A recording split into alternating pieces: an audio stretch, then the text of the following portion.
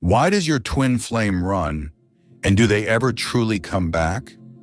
Let's dive deep into this misunderstood phase of the journey, often called the runner stage, though it's more accurate to describe it as a state of resistance in flight. The core reason for this running isn't rejection, it's overwhelm. The connection ignites a powerful soul recognition, but it also acts like a spiritual mirror reflecting every unhealed fear, insecurity, trauma, and suppressed part of the self. What feels blissful to one twin can feel terrifying to the other. The logical mind kicks in, trying to rationalize or deny the experience.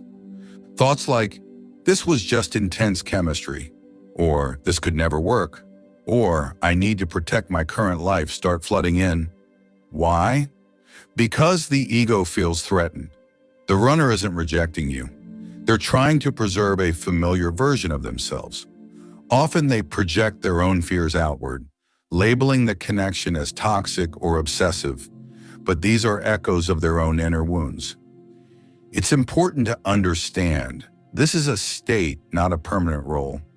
Both twins can enter resistance at different points, and both experience deep fear and confusion. Now, what causes the shift? When does the runner begin to return? It's not one magical moment. It begins with exhaustion. The high of escape fades. They might face a deep spiritual crisis, a dark night of the soul, where everything external starts to fall apart. Relationships fail. Emptiness creeps in. Life no longer fits, and they're forced to turn inward. This is where true healing begins. They start doing the shadow work, not always consciously, but they begin facing the very fears the connection triggered. As they grow, they start accepting the truth of the connection. The denial weakens. They see clearly why they ran. They feel the soul pull again, not with panic, but with curiosity, maybe even longing. As they integrate the parts of themselves they once rejected, they become more authentic, more aligned, more whole, and slowly the need to run fades. That's when signs begin to show up externally. At first, subtly, synchronicities increase, dreams become vivid. They think of you out of nowhere. Maybe they check your social media or send a casual message, but the difference is energetic. The fear is less. Their contact, if it comes, carries more honesty. You might hear words like, "I was scared," or "I wasn't ready." They take ownership, and even if they're cautious, they're no longer hiding behind ego. They respect your space. They show up with more presence.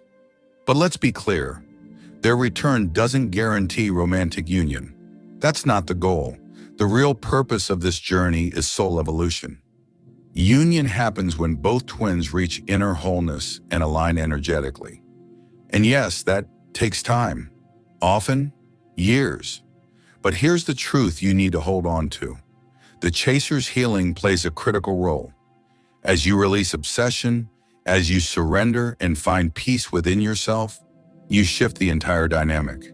Your energy is felt by your twin, consciously or not, and it calls them into alignment. That's the power of your growth. Divine timing orchestrates the rest. So don't chase a return. Don't wait on an outcome. Focus on your healing, your joy, your path. Ironically, that's the most magnetic thing you can do. Sometimes the deepest reconnection begins energetically, felt in your heart long before any words are spoken. And in the end, the runner comes back, not because they were forced, but because the fear that drove them away is gone. They've faced themselves, they've come home within, and that's what allows them, finally, to come home to you.